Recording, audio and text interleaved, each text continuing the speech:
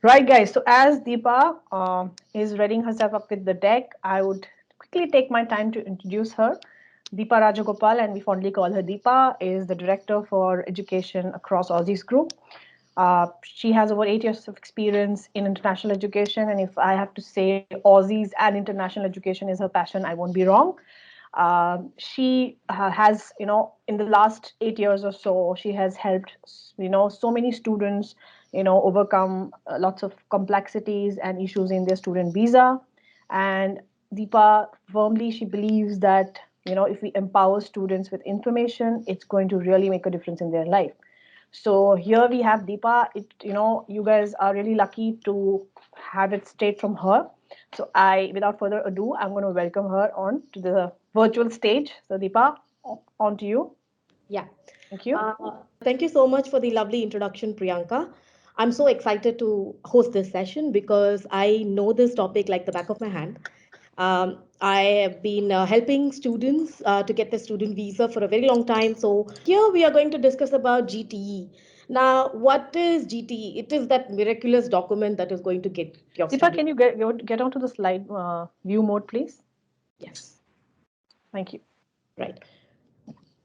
So what is GTE? Now, this is the miraculous document that is going to get you your student visa, right?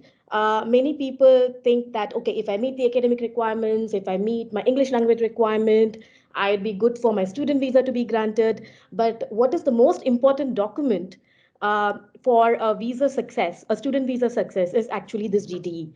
And many students do not have a lot of idea about it. And this session is especially for students to get awareness about GTE and how to present their case in the best way possible to the Department of Immigration. So I am going to drop a lot of insights when it comes to the case officer's point of view, how they are looking at your case, how they are looking at your application, especially when it comes to the GTE criteria. And also, we are going to delve into certain gray areas which students are not aware of, because of which they end up committing a visa breach. We are going to shed some light on those factors too. Hello. So, GTE stands for Genuine Temporary Entrant Criteria. It means that it's anyone who is temporarily entering Australia just for the purpose of studying and not with an intention to permanently settle in Australia. Now, Australian Department of Immigration has a foray of visas that the student can have the opportunity to access post their student visa. That's fine. You can aspire to become a PR. You can aspire to become a 482 visa holder after entering the country on student visa. It's just that that should not be your primary intention to enter this country. Your primary intention should be to study this course, that you have claimed that you have a genuine interest to study and get back to your home country. While in that, while going through that, if you have opportunities for PR, you are very well encouraged to apply. But students should not come to Australia with a mindset that yes, I am coming to Australia on a student visa. That means that I will settle here, right? So this document is to prove that how you are a genuinely temporary entrant who is coming to Australia with a real interest to study your course, right? So this is demonstrated by your GTE document, but sometimes it is also demonstrated by things that you put in your application form, in your visa questions, as well as sometimes things that you don't mention too can factor in. So let's delve deep into this topic. So it is not, for example, there are many visa criteria that are tangible. For example, IELTS. People say, okay, you got to have 5.5, no less than 5. For example, when it comes to education background, you must have completed year 12 or you must have completed your bachelor's course, so on and so forth. But this genuine GT criteria is not a tangible criteria. It is more like an integrity measure. It is a gradient of a lot of things. And it is not just one thing that will factor in. There will be a lot of factors that compound for the case officer to decide whether you are GTE compliant or not. So what are those factors? Applicant circumstances in home country, applicant's potential circumstances once they come to Australia, the value that the student chooses to his future, the student's immigration history, and other relevant matters. All of these things make a huge or a huge significance when it comes to the case officer deciding whether you're GTE compliant or not. So I am going to tell you what are some of the red flags that the case officers are looking at while assessing your case, and at the same time, how to write a good GTE statement that can make sure that you do the best representation for your application. First things first, the first factor, circumstances in your home country. Now, this delves deep into the applicant's scenario in the home country when it comes to their personal background, their economic situation in the home country, their financial ties, their social ties, even when it comes to things like country commitment, like military service, right? So this is basically where they delve deep into the applicant's personal background. So what are some of the red flags that the students fail to notice when it comes to this criteria? First things first, circumstances in the home country, similar courses being available in your home country. This is very important, guys, because in our GTE, it is your duty to bring out the fact that even though, let's say, if you're primarily from India, or if you're primarily from Philippines, or if you're primarily from a country like, let's say, China, those countries also have a proper education system with regulations for courses, and they may have similar courses too. So it is your duty to illustrate to the case officer how, even though there are similar courses in my home country, how this course that I'm going to pursue in Australia is going to add a competitive edge to my career. I'll take a simple example. Bachelor of Commerce is available in a lot of education system, right? And if you are going to, or a Master of Accounts, this courses is very commonly available, and it is not a very niche course, that it doesn't have any majors or specialization of interest most of the time. And normally it is a general course meant to major in accounts, or meant to major in commerce. So when you are choosing this course, you will have to really illustrate how this course is different from what is offered back in your home country, right? For example, a student can write that this course, if I study my Master of Accounting course from so and so university, it is accredited by CPA, and which is a professional accounting body, and this carries a lot of value to my resume compared to me doing this course in my home country where it is not accredited by an international accounting body, right? Or let's say that when a student is trying to do a Master of Engineering Management course in Australia, and they've done in let's say in their home country, there are a lot of Master of Engineering programs. They really have to bring out facets of how this is different from what is offered in their home country. So the applicant can say that as part of this course, in my last semester, there are capstone units where I work on dedicated projects for real companies and I solve real world problems. Or they can say stuff like, I have 3 months of internship as part of this course, which is going to help me get exposure to an Australian study environment and work environment, and that is going to be of value to my future. So these are the things where applicants, instead of following a student visa applicant, instead of following a generic routine, must really bring out these facets in terms of how different is the course that you're going to pursue in Australia. Many times people coming up with the rhetoric don't get their visa approved. Now, the second thing is high unemployment in your home country.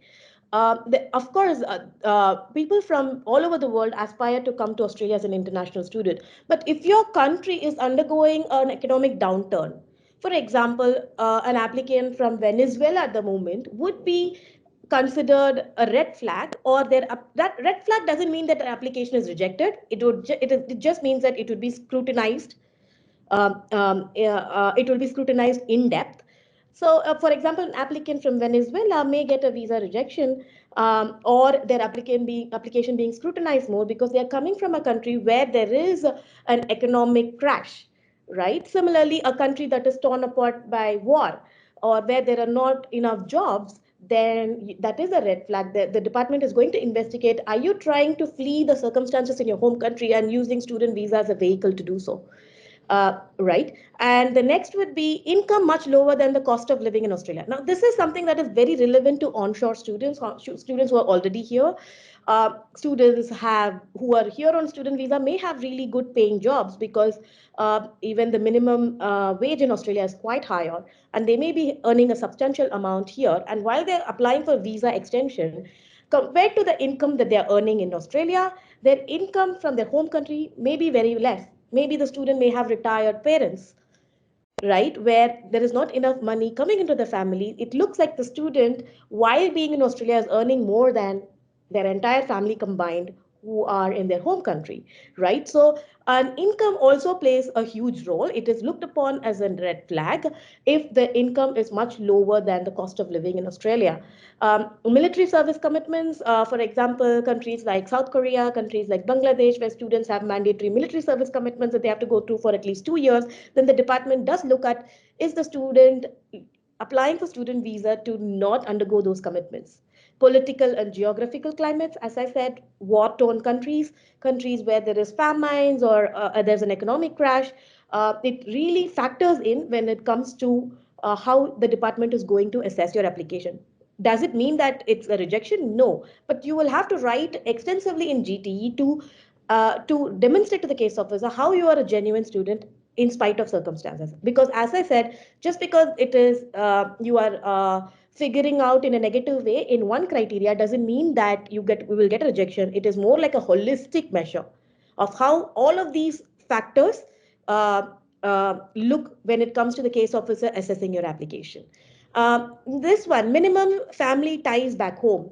There are a lot of students who have relatives or their own close family members settled abroad. There could be a student where all of their siblings are already in Australia in different visas, right? And there could be a situation where the student, their immediate family members in terms of their father, mother, father-in-law, mother-in-law, brother-in-law, sister-in-law, and the substantial members of these family unit may have been settled abroad, right? Now, this illustrates the student has less ties back home compared to the ties that you would have to a country abroad. And it also demonstrates that the family has an history of settling abroad as well, right? In this situation, it is very important for the student to make sure that he compounds the information with how he has family ties back home or financial ties back home. Let's say if the student doesn't have family ties, the student may have financial ties, a lot of properties to be inherited back home, right? So the student has to illustrate how it is not a concerning factor if the student doesn't have a lot of relatives who've settled abroad. So this is the gist of how the department looks at when it comes to this particular category, which is circumstances in your home country.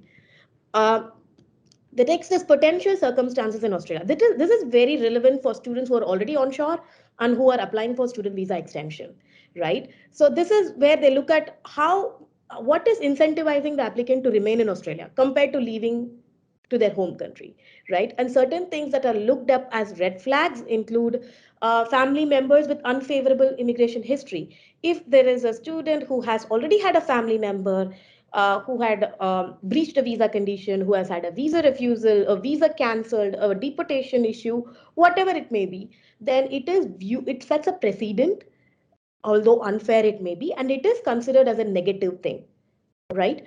Study history, incomplete courses, unrelated study topics. Now, students who are onshore, they do this a lot. They demonstrate adverse course patterns, right? Whatever coursework they're taking up are not relevant to what their education background or their work history sometimes.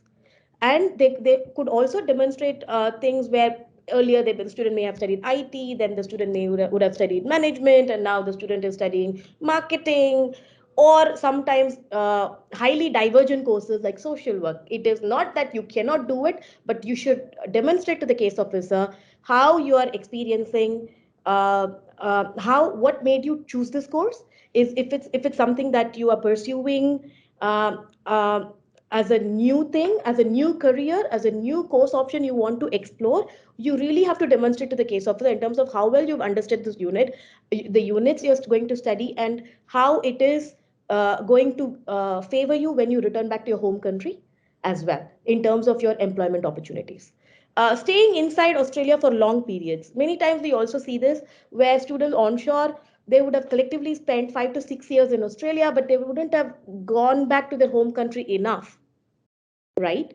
Then how are you demonstrating that you have ties back to your home country if you have not taken those trips to visit your family, right? So it draws upon the attention of the case officer if the students have not spent enough time uh, back in their home country compared to the days that they've lived in Australia, right? So students who are taking a lot of courses that are not really expensive, where they're continuing to live in Australia for long periods of time without having visited your home country, then these students are considered, it is considered a red flag.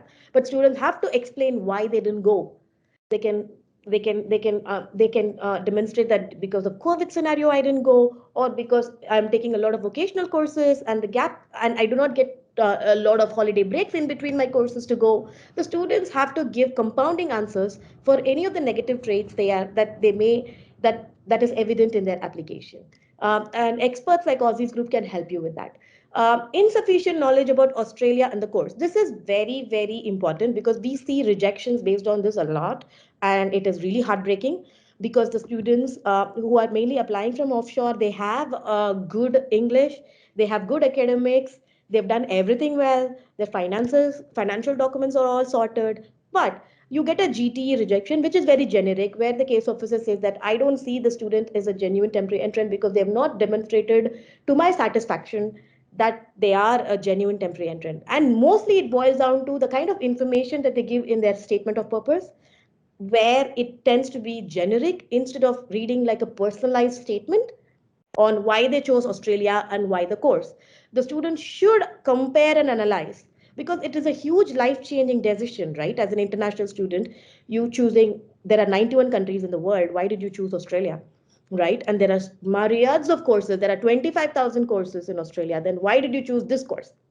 Right? You'll have to compare and contrast, comparing the different international destinations and how you boil down to your choice being Australia, and comparing various courses as well as various education providers too, and what made you rule out the other education providers in favor of the education provider who you finally chose to study.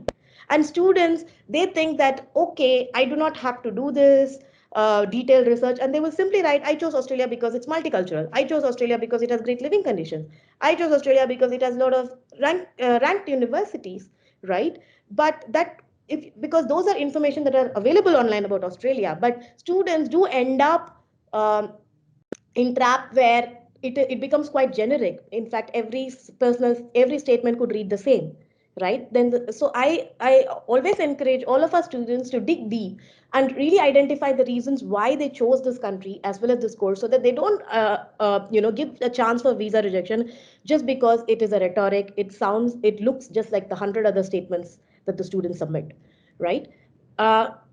uh, Value of the course to the applicant's future. Now, this is also a criteria where students lose out because they don't demonstrate it well enough in terms of how the course is going to ensure a better career for them back in their home country, right? So now this takes into account how your previous employment as well as your previous education background links to your current course as well as your potential career opportunities in your home country, right? And some of the red flags are if it is evident that the particular course does not improve employment prospects in your home country, or the expected remuneration that the student is quoting is nowhere near how much they've spent for the course. For example, it is very important that in your statement you do point out what are the possible job roles that you would apply, and in what sort of companies, and how is the industry looking for that particular sector back in your home country, and what is a median average pay. You will have to refer to sources like Glassdoor, refer to sources like employment sites in your home country. Also check out how much listings are there in job sites when it comes to job opening for your particular profession, as well as really demonstrate. Let's say that if you are a student who's doing this course after a bachelor's in back in your home country, as well as let's say 2 to 3 years of experience, you will have to really demonstrate that, okay, my current salary in my country for this role is this much. However, if I complete my master's in Australia, because it is an international qualification, it is a mark of distinction, and I would be able to uh, uh, in terms of increasing my salary output to a greater extent. Maybe it could be 4 times or 5 times than my current salary, and this sort of return of investment is personally satisfying as well as professionally rewarding. You will have to really demonstrate that in your SOP statement, right? Also, you will have to, for example, let's say that you will also have to make sure that in some ways how you're recouping the investment that you have put into the course, right? Let's say that if you have spent $45,000 on your course, how is that you get finishing this course and going back to your home country and earning a salary range from this much to this range to this range? How within what years are you going to recoup this investment? If you give that highlight in your statement, then the case officer is going to look at it in a favorable way rather than it again going into the generic trappings of, oh, after completing my IT course, I will be an IT security analyst, I'll be an IT project manager, and I will get a comfortable career back in my home country without giving a lot of context to it, without giving a lot of statistics to it.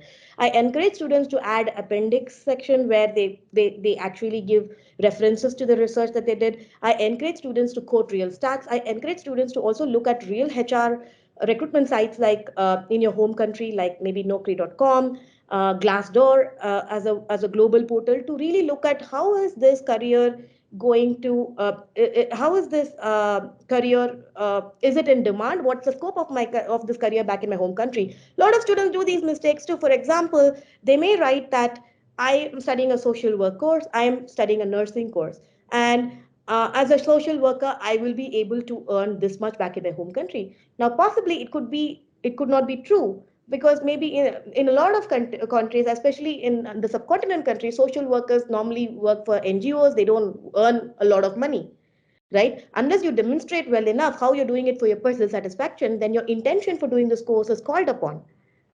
However, that doesn't mean that you cannot quote a third country. For example, if you're a nurse, you can say that I would like to go and get explore my job opportunities in the Middle East, in the UAE, because a lot of nurses get very high paying salaries there, right? It's just that it is not that you will have to link your circumstances to your home country. You can also link it to a third country if it makes more sense, right? But the students have to come out with the out and out research in terms of their concrete career plans, right? Because you may very well know why you did this course, but you will have to demonstrate that in your statement of purpose, right? Uh, Immigration history, um, very important. If there is anyone who, the primary applicant themselves, or anyone who is part of the application as a dependent, and if they have immigration history that are questionable, let's say a previous visa rejection, a possible deportation, a non-compliance with visa conditions previously, may have had a visa refusal for another country, enrolling in a lot of short, inexpensive courses while they are staying in Australia. All of these are negative factors, right? And you will have to compound your statement in such a way that you are giving possible justifiable reasons to it. Because as I said, just because there is this one red flag, it doesn't mean that your application will be rejected. It is a holistic measure. It is an integrity measure that explores a lot of these factors, right? And further scrutiny will be given for cases where there is a poor immigration history. Other relevant matters of interest. This could be anything that the department has intelligence, statistics, knowledge about about your case, and they have evidence to doubt the genuineness of the application, right? So anything under the sun can come under this category. Also, that applicant's intention to comply with visa condition. If the student had previously breached visa condition and already had a rejection, and they have appealed against it in AAT, and they have a student visa is restored, and then the student is applying for a new student visa, the case officer has every intention to see whether the student has absolute intention to comply with the visa condition or not, right? Now, I'm just summarizing what I said. Areas of high relevance when it comes to GTE assessment and things that students need to be careful about. Employment, work history must be relevant to the course. Academic history, your courses that you are going to pursue must be a logical extension to what you previously pursued. If it's a new direction that you're taking, doesn't mean that you cannot change your careers or courses, but you will have to justify it by giving compounding reasons why, how this is your passion, how this is your inclination now, and how you feel like your old course may not justify career opportunities back in your home country, right? Length of stay in Australia, being in a range of temporary visas. let's say tourist visa, student visa, TR dependent, and again student visa. There are a lot of students who do extend their stay this way. This is going to be considered a negative trait.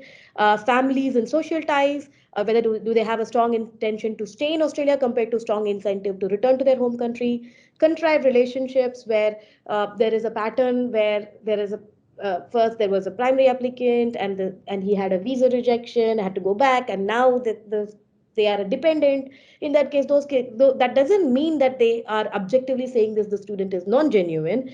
Of course, the reasons are, however, it is something where they are going to scrutinize the application more, right?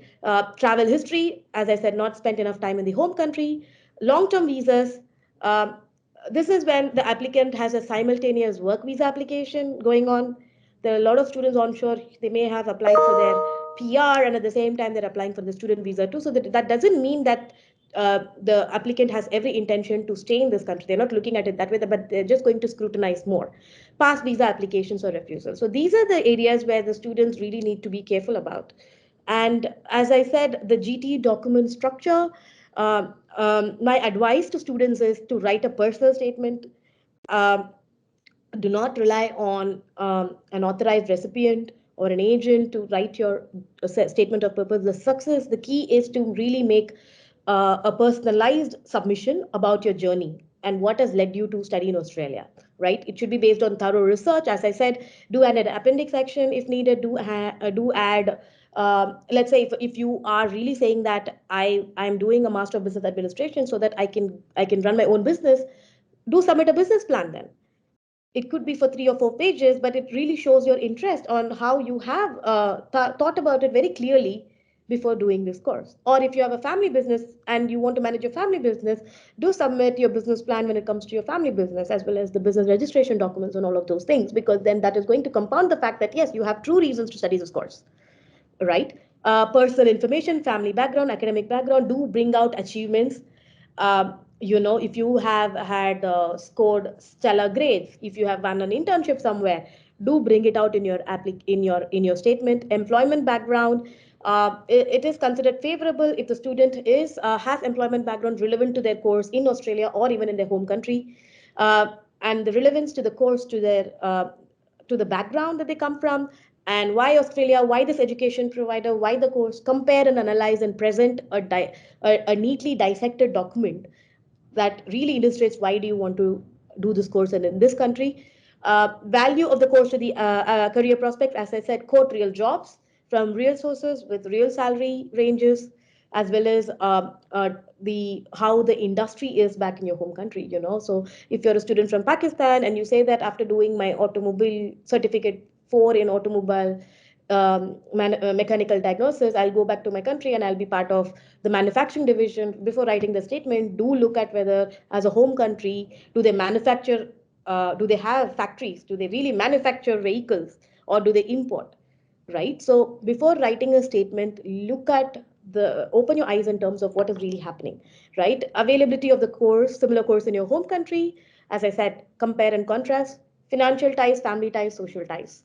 Do create a personal story where you are demonstrating all of these things. And gaps in study, if you have had a gap in study because of you being ill, so sickness, or because of you've had a really tough time, do try to present that as well instead of hiding any information, right? Changes in study and course plans, as I said, demonstrated, and always it helps to attach evidentiary document that supports your claims, right? So again, GTE for family members is also important, right? Just because someone is a family member doesn't mean that they are not assessed based on GTE. So a family member circumstances in their home country, in Australia, their immigration history is also looked upon before assessing your case. So student visa conditions. Now this is very important, guys, because I would really like to create a lot of awareness about this, because students unintentionally breach their student visa conditions by not knowing the obligations, the conditions they are bound by, right? And while I don't know whether students do show a lot of excitement when it comes to their student visa grant, but they don't look at the conditions that are attached to their grant as well, right? It is imperative that you follow these conditions to the T so that your immigration history is spotless. right? One of the conditions is the work rights of the student. Many students do know this, that yes, I have 40 hours a fortnight. That 40 hours a fortnight is, if let's say that if in week 1 you worked 30 hours, that means in week 2 you can only work 10 hours, right? These things students know, but certain things that students don't know is that they're not supposed to start their course, start working or exercise their work rights until their course has started. For example, if you arrive in Australia, let's say 2 to 3 months prior to your course start, you're not supposed to start working. You can start work only after your course has started, right? But students don't know it or unintentionally commit an error when it comes to these sort of scenarios. Work rights of the dependent. Now, if the primary applicant is studying a diploma, bachelor's, or a certificate course, then the dependent has part-time work rights, again 40 hours a fortnight. But if the primary applicant is studying a master's level course or a master's in research or a PhD, then the dependent also has full-time work rights, right? And again, the work rights of the dependent also starts only after the primary applicant has started the course, right? And sometimes when the primary applicant is doing a course package, like let's say early course leading to masters, right? Then the dependent's work rights doesn't start until the student has finished the preliminary course, which is the early course, and then start the masters. Because only if the student is studying masters, then the dependent has full-time work rights. The student has to, so the dependents really have to hold their horses and until the primary applicant has started the master's program, and then they can enjoy the full-time work rights. But these are things that students miss in translation, right? And not being followed upon, and there's not a lot of awareness about these nitty-gritties, which I would like to inform you guys to avoid any sort of visa trouble. 8202, which is course enrollment, attendance, academic progress requirement. Course enrollment, this is very important. Your visa is granted based on the type of qualification that you do, right? So if your visa is granted to do a diploma program, then you can only study a diploma program.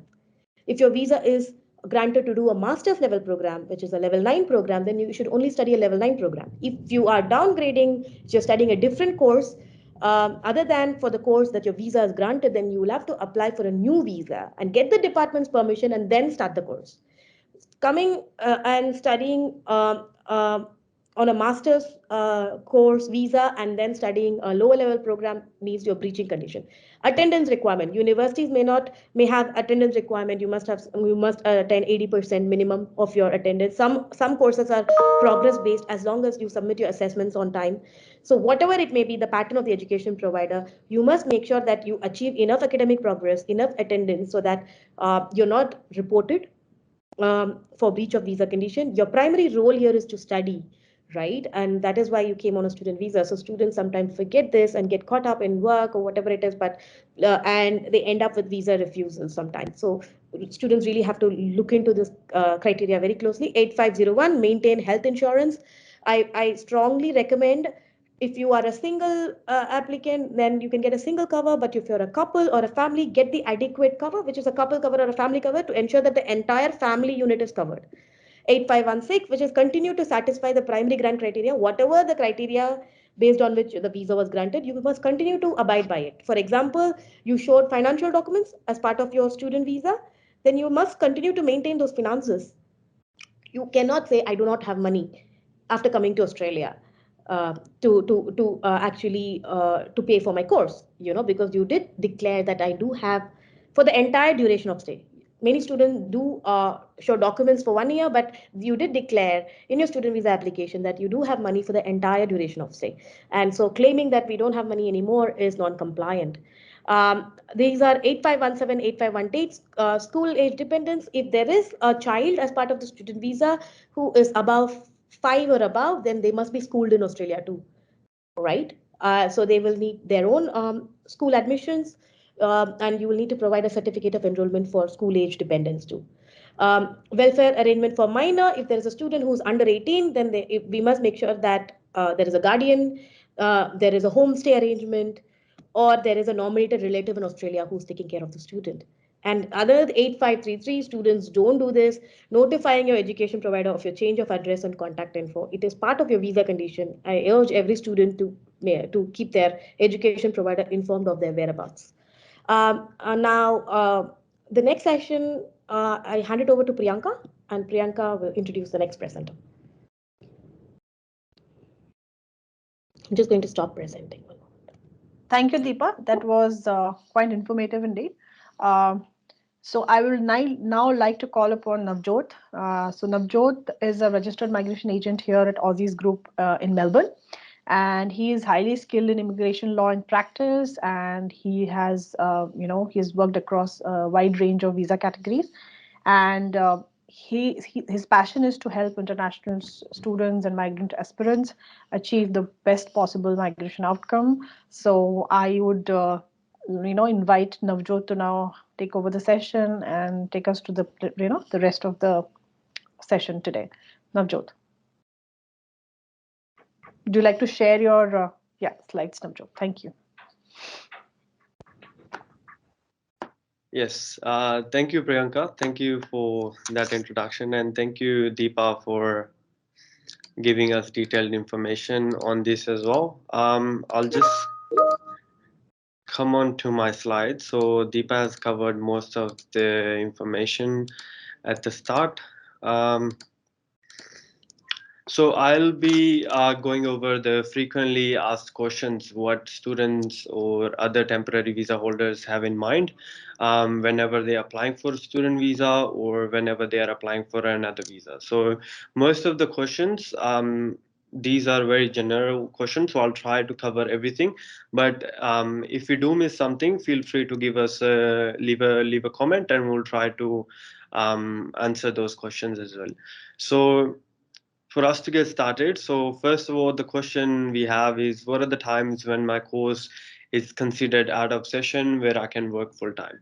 So you guys are aware that international students can only work, as Deepa have mentioned, they can only work 40 hours a fortnightly, but when can you work full time, right? So international students can work full time when the course is out of session. So this could be when they have scheduled course breaks. This could be when they have completed their study, when their COE has finished and they are waiting for another visa to apply, or if you have deferred your case. If you have deferred your course for any reason, or starting a new course, which could be, for example, studying certificate 3 and then certificate 4, the break you have in between, you are allowed to work full time in that. Next question I will cover is I'm on TR, can I start a new course? Yes, definitely.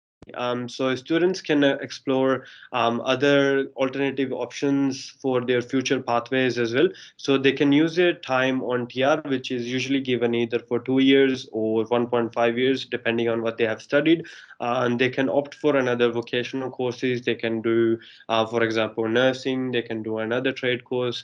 If you are planning to maybe change what you have studied, or you may do not have interest in that particular study anymore, yes, definitely you can study on your temporary visa. Can I fast track my course while on student visa? So you can fast track your course, but only to a certain extent. So students studying, for example, vocational courses, you can try to finish it, for example, 2 months earlier. But just remember, guys, that when you are trying to finish your course earlier, you also have to meet your Australian study requirement. So at that time, when you are applying for a temporary visa, if you want to finish your study fast and then you want to apply for a temporary visa, just want to make sure that you do fulfill the Australian study requirement, which will have 16 calendar months that you have to finish and the 2 years of study requirement. Okay. Can I claim credits from my overseas degree in my current degree? If so, to what extent? So similarly, as I mentioned, the Australian study requirement, you can claim some exemptions for some of your subjects. You can apply for credit exemptions if they are relevant to what you are studying and your overseas degree is relevant to what you're trying to study now as well. Students you also need to make sure that when you are applying for a temporary visa later on, which is a subclass 485, you need to meet the Australian study requirement again. So which basically means you need to have minimum of 16 calendar months while being onshore. So that is most of the critical aspect which could result in a refusal. So if, for example, you have done bachelor's overseas and you're trying to do bachelor's here as well, and you have claimed more exemptions and you're not able to meet the 16 months calendar while being in Australia, and you will not be eligible for TR, and you could result in a refusal for that very reason. um, yeah. So next question is, I am changing my course and education provider. Am I breaching visa conditions? So you can change an education provider depending on at what time, like what time is your study at. So obviously, if you've just came to Australia and you're trying to study, just remember that you cannot leave that study in first 6 months. You will have to get a release letter from your education provider. Also, one thing you need to make sure is whatever student visa that you came on earlier, you need to maintain that AQF level as well. So, for example, if you came into a bachelor level course or a master level course, for you to downgrade to maybe, for example, studying another trade course, you cannot downgrade straight away. You will have to apply for another student visa, or you will still have to maintain that same AQF level which you came on your student visa initially. Um, I tend to lower my education level and study a lower level AQF level course. What are my option? So as I mentioned that, yeah, so you can go into a lower level course. As I mentioned, you will need to apply for another student visa. Once you apply for a new student visa, you will actually have to wait until the new student visa is granted. Only then you can study at that lower AQF level.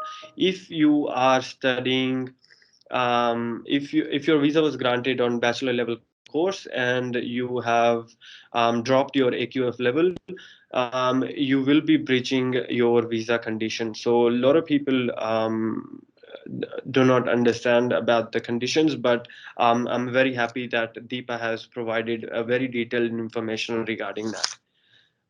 Next question is, do I need to always hold a COE while being on student visa? Yes. So this is a Schedule 2 criteria, which is basically the primary criteria of the student visa. Also, as Deepa has mentioned, there is a student visa condition as well attached to your visa that you need to maintain. You need to satisfy the primary criteria at all given times. So basically, yes, international students, while being on student visa, need to always hold an active valid COE unless you have completed your course. So if in case your COE is cancelled by the education provider for any given reason, it is highly recommended that you enroll into another COE as soon as possible, within 28 days, 28 days period. In case that you do not have another COE which is active, there is two things. One could be that you've applied for a student visa and you're on bridging visa A at the moment, and for some reason your COE is cancelled. A case officer may request for a new COE, because without the COE they cannot give you a student visa. If you already hold a student visa and your current COE is cancelled, you could also get a notice of intention to cancel from the immigration.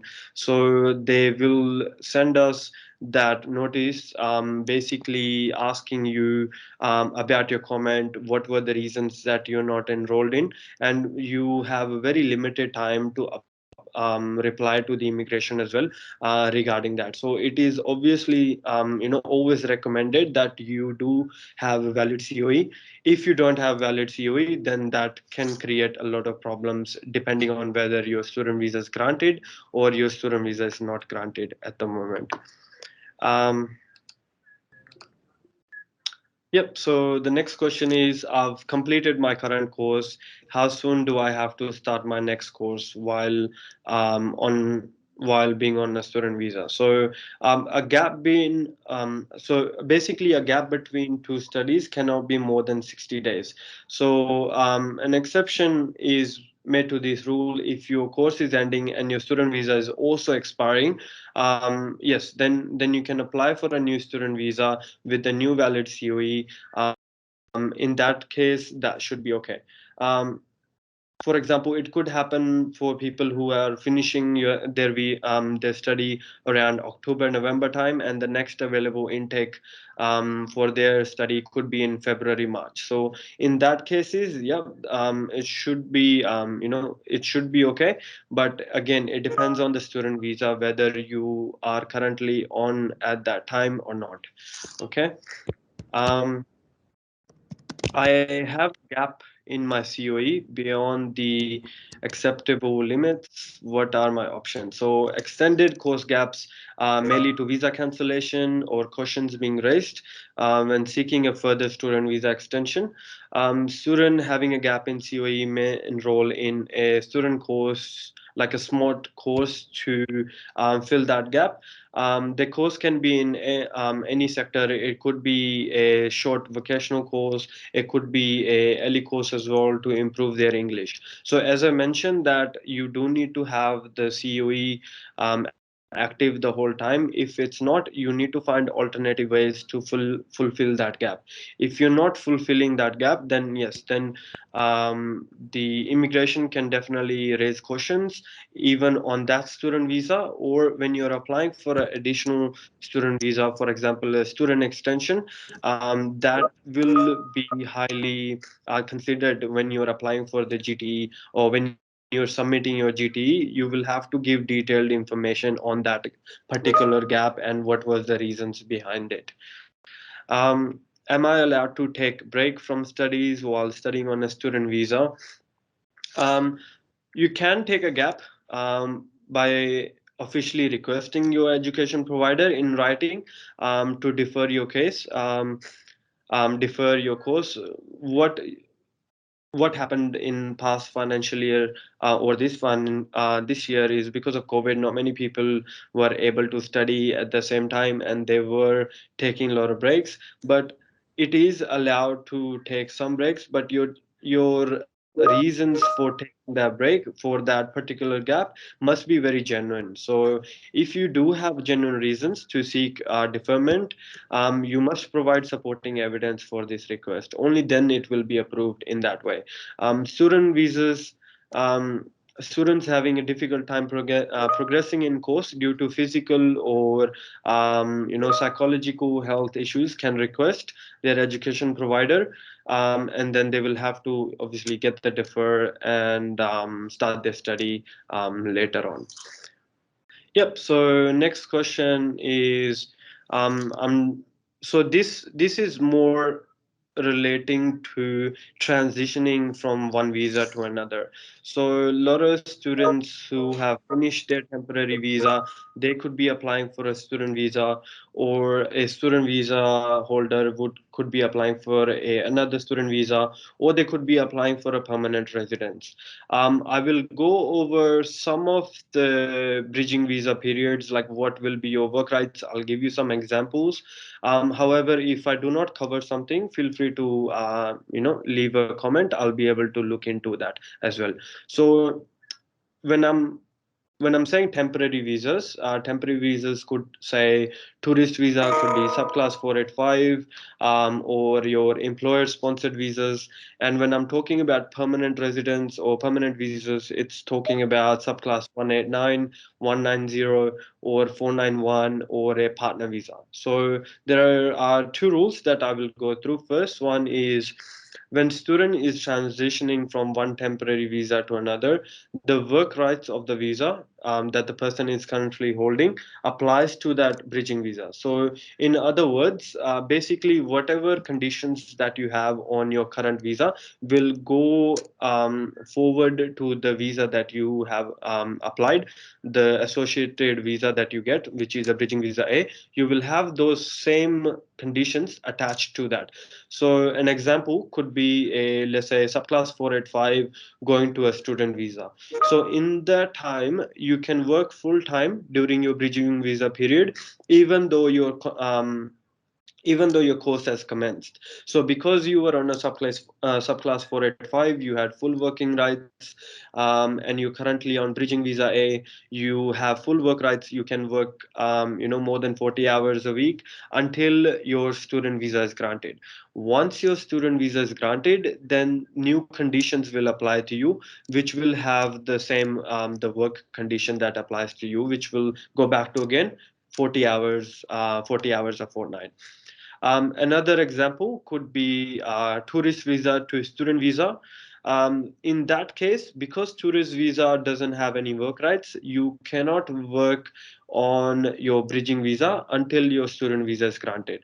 Until your student visa is granted and until your study is started, only then your work rights will start. That clock for your work rights will basically start. So once your student visa is granted, then you can start working. Once your study started, you can start working full time, and any given breaks that you have, for example a short break, then you can work full time in that.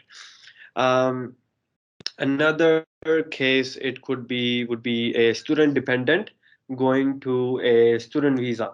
So this really depends on what the student dependent had their conditions and what was the main student visa holder was studying at that time. So if they were studying master level course, obviously you had full working rights at that time, then that will continue to your new student visa. However, you were if your partner was studying, let's say, a vocational course, your work rights will be limited as well, similarly to the primary visa holder or a bachelor level course as well. So you will have 40 hours a fortnight for initial student dependent that you had. That will continue to your bridging visa, and until your new student visa is granted, you will have the same work rights over there as well. Um, Navjot, and I'm just sorry to interrupt you. Just about more minutes. So if you can wind up, we can take a few questions. yeah. Thank you for that, Priyanka. Yep. Last one will be just like student visa to student visa. You can work full time on your bridging visa if your study is not in session at that time. Once your study is in session, then again, yep, you can work part time in that. You won't be able to work full time. Okay. The second rule that I will go through will be is when student is transitioning from a temporary visa to, let's say, a permanent visa, then what will be the work rights over there? So um, whenever you apply for a permanent visa, you get full working rights from that initially when you apply from your temporary visa. So, for example, if you're going through from a tourist visa to a partner visa, then a person can start working full time once their bridging visa is active. Basically means an example is, let's say you got 3 months of stay for your Sure. tourist visa. You applied for a valid visa application for your partner visa. Once your BVA is active, yep, you work full time, not an issue. Okay. Other thing could be a student visa to 491. Person can work full time after their bridging visa starts. So yeah, basically, a lot of people do get confused between it, but the main agenda or the main pointer that you can take is whatever condition that you had initially on your visa, that will continue to your bridging visa now, unless you applied for a permanent visa. That may differ depending on what visa you have applied. I think that's about it from us. Thank you guys for joining. I'm more than happy to take any questions that there are. Yes. Thank you, Navjot. That was very informative. And we already have questions, in fact. So I'm going to just start reading out the questions. So Biswajit Singh, he's asking, what's the procedure for applying study visa after pursuing BCA from India and applying for masters in Australia? Right. I'll take that question. Yes, Deepa. Thank you, Biswajit, for your question. So, yes, you have great prospects for student visa if you are applying for a master's course after completing your Bachelor of Computer applications. So, I would, as I said, your course that you're choosing must be relevant to your background. So, if you have interest in Master of IT, you can choose something like cybersecurity or data science, which are also in demand, and that is something where students are getting high employment prospects back in their home country as well as in Australia. So a great avenue of opportunity if you choose a great specialization. Having said that, when it comes to the GT aspect, I would be also looking at if you have any gaps. So I would suggest, as long as the gaps are not more than 1 year, or due to COVID reasons, there's a gap, then that is all right. But I would suggest that, yes, as long as your age is somewhere, you're a single applicant, your age is somewhere between, let's say, 21 anywhere to 28, and you have relevant background, the course that you're choosing is good, and you write a good submission as a statement of purpose, you're pretty good to get your visa. I would suggest also choosing regional option because more opportunities, more post-study work rights for students who go into regional area. So something like Adelaide is good. It's a mix of metropolitan as well as regional area.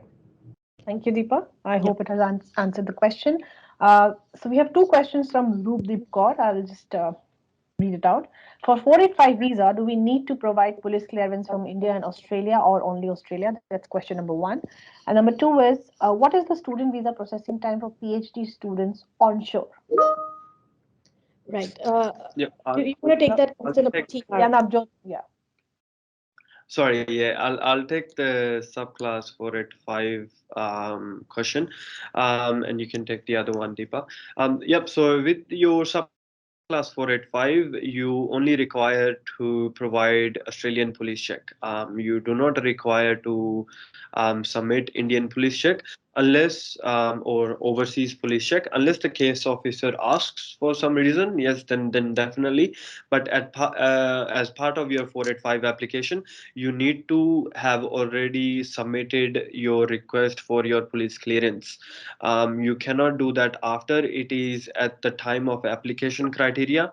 I just want to put a lot of emphasis on that point, that you need to have it already applied. It cannot be done after. It cannot be done on the day. We highly recommend you to do it before that. Yeah. Right. Next question, Deepa. Next part. Answering to your second part, the thing is, at the moment, if you're onshore and you're applying for a postgraduate research visa, the standard department processing time is around 86 to 90 days. However, based on our the applications that we do, we are looking at somewhere between 2 months to 2.5 months to get the visa grant. So that is the average processing time at the moment that the company or Aussizz Group is experiencing. Right. Thank you, Deepa. So I'll move on to the next one. I think we still have time. So that's from Devendra Akaria. What should we do if the visa has taken a long time to process than the estimated time? Right. Now, this is a problem for everyone. I understand the sentiments around it because while the department is maintaining a processing time of like, let's say, this many percentage of applicants processed in this many days, some do get left out. And if it's so my advice is that if it's beyond the standard processing time, is if you have an authorized migration agent who is representing the application, the migration agent can send a person can communicate on behalf for expedition because it's beyond the standard processing time. If you didn't use a migration agent or an authorized education consultant, then my advice is there is an online form. It's called the technical support form. or sometimes it's called support form. I can drop the link in the comment here. If you give your details in terms of your visa acknowledgement notice and what is your case number, within 5 days you do get a response from the department in terms of what is happening. And at the same time, it also expedites that because you've done a follow-up. Previously, the structure used to be so convenient. We could talk to the case officers and we could get updates. However, that is no longer the situation. So you will have to use these specific forms that the department has designed to get an update. So if you've done all of that and still you haven't received a response, then we do have a few emails that we can share with you. Those are like the processing center emails, which you can send an email to, which they also have to respond as part of their SLAs. So I would recommend that I put my number in the comment section. Please get in touch with me so that I can help you further. Thank you, Deepa. So there's another one from Mayuddin Muhammad Charosh from Bangalore. So he's saying, we are a family of 4. My wife wants to study masters in nutrition to further her career. Yeah. She's 29 years old with employment history, clinical and self. Will there be any red flags for visa rejection? Not sure you have enough information, but yes. Yeah. Thank you so much for the question. So obviously I'm not the case officer, but I can give you an assess. If I am your case handler, I would assess your case like this. So that's great that she has a genuine intention to study that course because she wants to enhance her career. So first things first, then her background and her previous education background is certainly relating, right? Now the question comes is, okay, there's a dependent and there are a couple of kids too, right? So the liabilities are more. So the criteria of GTE is applied to everyone, right? So she is at an age where one would expect a career growth. If she can demonstrate in the GTE, as I suggested, that how her growth is stunted based on the qualification that she currently has and how an international qualification would really give the much needed promotion that she needs in her career, then I don't see a reason why there should be a red flag unless I take a detailed analysis of your case. I need to know your immigration history too to give you a proper insight. But I will share a case where there is a particular lady with a kid, with a husband, and she had 2 years gaps too, but she had stellar grades, everything 90% and above, and she was like an academic rank holder, and she had a gap too, but we were able to get her a visa because the statement of purpose that the student wrote was very convincing. The student had taken a break from studies to build a family, so to restart her career, to she needs to upskill herself, and that is the need why she wants to study the course, and the visa was granted. So as I said, it looks promising, but I would need more details. So please get in touch with me and I can give you the best solution possible. Also, it also depends on the provider that you choose. And unfortunately, also regional, if you choose a regional area, then the visas are granted more favorably than the other. So please get back for a personal consultation. Right. So should we take more questions? 1 or 2 more? Yes. You guys have the time? Sure. Yes. We have Dunushe who's asking, I'm working as a telecommunication engineer currently for 6 years. I have my master's degree and bachelor's degree in electronic and electrical engineering. Can I apply for data science masters in Australia? When can we enter Australia if there's an offer? That's a question we don't know. Right. Answer to. Dinusha, thank you for the question. See, one thing is that when you have completed a master's and you apply for a second master's, then normally it is looked upon as what have you achieved with your first master and why do you need a second master's qualification? Right. And so your and also if you look at it, you are looking at, okay, telecommunications engineering, electronics and electrical engineering, and then you're going into data science as well. So there is also a situation where you are starting out a new branch within the IT and telecom industry as well, because data science is not exactly related to an electronic and electrical engineering degree, right? So I would suggest that you will have to demonstrate in your GTE in terms of how your previous degrees have not done you favors in terms of career growth, and how this new degree in this new scope of career will benefit in getting that rewarding career that you so want back in your home country. So and if you have an offer, I would say there's also one thing. If you have an offer, please apply for student visa. and get the grant and start studying offshore. I know students don't like this as a favorable option, because the thing is, okay, I am paying money for studying in Australia. Why should I start my course sitting online in India, but or in your home country? But actually, the thing is that when the borders open, preference are going to be given to students who are currently studying to enter the country, right? Hence, you will be in the first call list. So I would say that as at the moment, there is not too many red flags from what you have told me, as long as you justify your career transition here and why you need the second master's. And second of all, I would suggest you, if you have an offer, to accept and apply for the visa. And once you have the grant, please start studying too, so that you would be in the you would be given a preference when it comes to re-entering entering the country for the first time. Yes. Yeah, yeah, yeah. Also, I just wanted to touch on the base as well. When you have applied, or if it's taking too long, for example, you're offshore and then your study has already started as well, a lot of people are not studying at that time. That could be a red flag as well. You can start studying, you can keep studying, you don't have to study full time, you can just study maybe two subjects at that time, still maintain that level, level of study as well. So you just showing basically your genuineness towards that study. So even though your student visa is not granted yet, or even if you have not come in the country yet, like your student visa is granted, it will be like a better scenario rather than not studying at all and waiting for the student visa to grant.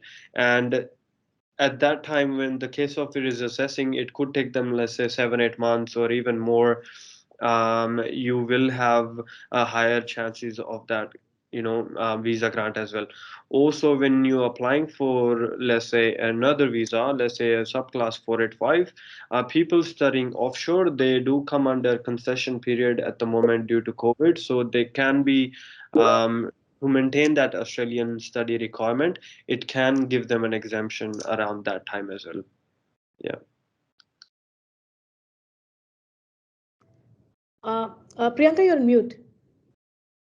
Sorry, Deepa. So I think that's it. Mark and Johan and Viswajit, your further questions, you can just write to us. Mark, your question is very specific. So I think Deepa has already shared her personal, email ID where you can share, because it's all personal situations. We would need more information. So it's probably not possible for us to answer it here, but we would like to definitely answer you again. So just one-on-one, you can write to us on the email IDs mentioned in the chat box. So I don't think there are any further questions. So thank you guys for participating and spending your valuable time. It was wonderful to have you guys here today. And don't forget, we are just sharing a review link. Please give us your review. It will really help us, right? So we are just sharing the review link right now. Your feedback is very much appreciated. And we have the question and answer session. So if you have further questions, there's one more session happening. The link to that will also be shared now. And we have a lot more sessions coming up tomorrow. So be geared, be tuned, and just be a part of Aussizz Conclave for tomorrow too. Thanks a lot. Thank you, both speakers. I think it was really informative and amazing to see your energy here and sharing so much information with our aspirants here. And thank you, guys. Thank you. Have a lovely evening, all of you. Yes. Thank you. Thank you. Thank you. I'll make sure to get back. Bye, guys. Thank you. Yeah, we will get back to you guys. you. If you write to us, we will get. Thank you. The links are getting shared, guys. So please copy it, the review link. Just ensure that you give your review. It really helps us to get better and better and to serve you better and better if you give us feedback. And there is a Q&A session that's happening. Q&A link, yes, we are going to share the Q&A link also. It's, okay, so we have already shared the Q&A link and we have also shared the review link already. Yeah. Thank you all. All right, thank you guys. Thank you guys. Thanks a lot. Bye-bye.